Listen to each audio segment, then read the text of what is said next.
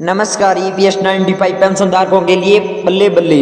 केंद्रीय कर्मचारियों के लिए बड़ी खुशखबरी आई, सभी कर्मचारियों को लिए बल्ले बल्ले। जैसे कि आप सभी को बताते हैं कि पुरानी पेंशन को लेकर बहुत ही सारे सरकारी कर्मचारियों के लिए इस लगातार सुप्रीम कोर्ट पर कैसे पर देखने को मिल रहा है। तो अगर आप लोग भी पुरानी कर्मचारी हैं तो 2004 के बाद कर्मचारियों के लिए आप लोगों को पेंशन नहीं मिल रहा है, तो आप लोगों को यहाँ पर बता दे वाले हैं कि आखिरी आप सभी का पेंशन क्या लागू हो सकता है तो कि नहीं, यहाँ पर क्यों बड़ी अपडेट देखने को मिल रही है। तो आप सभी को इसके बारे में यहाँ पर जानकारी तो बता गए हैं। तो अगर आप आपसे ही नोटिफिकेशन को पढ़ते हैं तो आपको लोगों की जानकारी देखने को मिलने वाली है। तो पुरानी पेंशन को खत्म होने के बाद कर्मचारियों ने लगातार विरोध प्रदर्शन कर रहे हैं, तो सरकार ने पुरानी पेंशन को लागू करने की गुहार लगातार रही है, तो जिसका सीधा फायदा केंद्र कर्मचारियों को होगा, उन्होंने पैसा मिल रहा है। तो देखा जा रहा है कि पुरानी पेंशन को लेकर सरकार से गुब्बारा लगातार रहे, रिटायरमेंट के बाद भी उन्हें पेंशन मिल रही है। तो आइए जानते हैं कि सुप्रीम कोर्ट में क्या खबर आ रही है, तो इसे कब लागू किया गया है, तो क्या हमें 2024 में कोई बड़ा उपाय देखने को मिलेगा, क्या जल्दी लागू हो सकती हैं। तो पुरानी पेंशन अब तक 4 में 5 राज्यों की विधानसभा चुनाव हो चुके हैं, तो जहां बीजेपी की करीबी 3 सीटों पर जीतें हासिल की हैं, तो जिसके बाद 24 से लोकसभा चुनाव से पहले बीजेपी केंद्र सरकार ने अधिकारों को बड़ा तोहफा दे सकती है। तो सूत्रों को मीडियम से मिल रही है खबर, तो अनुसार 2024 में यह घोषणा हो सकती है। तो कर्मचारियों के लिए बहुत ही पुरानी पेंशन बहाल की ताकि कार्य कर्मचारियों को बढ़ाने का लाभ मिल सकता है। तो गोल्ड पेंशन सिस्टम के बारे में आप सभी को एक जानकारी और बता देना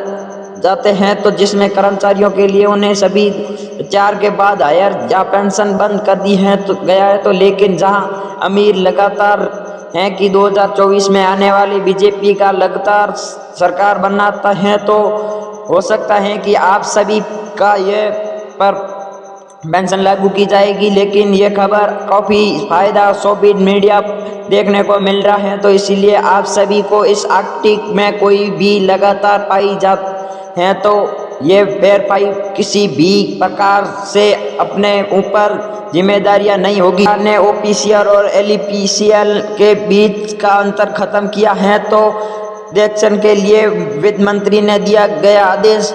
जैसा कि हम जानते हैं कि पुरानी पेंशन को बहाल करने के लिए एनपीएस को खत्म करने के लिए जानकारी कर्मचारियों के लिए हड़ताल की जा रही है, तो सरकार कर्मचारियों के द्वारा जगह जगह पर आंदोलन किया जा रहे हैं। तो सरकार कर्मचारियों के द्वारा जनवरी में भूख हड़ताल और इसके साथ भी तालीम हड़ताल की तैयारी चल रही है। तो जानिए कि इनमें द्वारा पुरानी पेंशन बाहर से जबरदस्त तरीके से मांग की जा रही है। तो वित्त मंत्री भी ओपीसीएल एनपीएस के मामले को खत्म करने लगातार हुआ है, तो भारत सरकार के विभिन्न मंत्री ओपीसीएल और एनपीएससीएल के बीच के अंतर को खत्म कर दी है। तो एनपीएस के निम्नतम पेंशन को फैलिम पेंशन के मामले में पेंशन भुगतान के आदेश एपीएस के नंबर जानिए तो होते हैं, तो एनपीसीआर के तरह जारी किया जाता है। तो नेशनल पेंशन सिस्टम एनपीएस में ओपीपीओ नंबर जारी किया जा सकता है, तो समय एन लिखा जा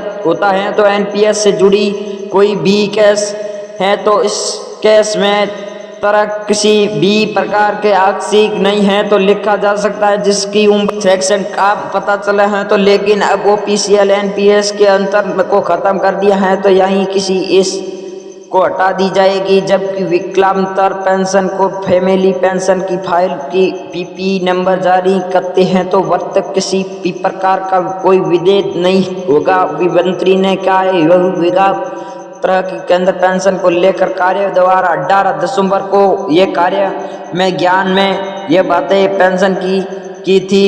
अब केंद्र कर्मचारियों के लिए सिविल सेवा पेंशन नियम 2021 की तरह पेंशन फैमिली पेंशन के तरह पेंशन की प्रक्रिया पूरी जारी है। तो पहले केंद्र सिविल सेवा पेंशन सीएम 1992 की तरह की जाती है, तो यही ओपीसीएल के तरह ओपीसीएल की जारी होता है तो उन्हें अपने स्वर्णिम अंकिम नहीं कर सकती हैं। तो जैसा कि हम जानते हैं कि ओपीसीएल एनपीएस की विकलांगता पेंशन और फैमिली पेंशन पहले में जारी होती हैं। तो एनपीसीएल रिएक्शन अतर यदि किसी भी प्रकार से ओपीसीएल अयुक्तम होता है तो इस स्थल में लिखा होता था। इसी बारे में ओपीसीएल और एनपीएस के बीच में भेद कह सकते हैं। तो इस अलावा अन्य भी सभी समान थी, बस एनपीएस और ओपीसीएल के अंतर पर ओपीसीएल से जुड़ी कोई कैसे हो तो उन्हें एनपीएस लिखा जाता था। जगह समित लाभधारक को यह ऐसा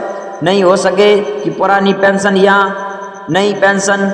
अब भारत सरकार के वित्त मंत्री के बयान ये सब खत्म कर दी हैं। तो अब इस तरह एनपीएस और ओपीसीएल के बीच किसी भी प्रकार का विदेश नहीं होगा। अब फैमिली पेंशन विकलांगता पेंशन का पीएमपी जारी कर समय नहीं लिखा जाए।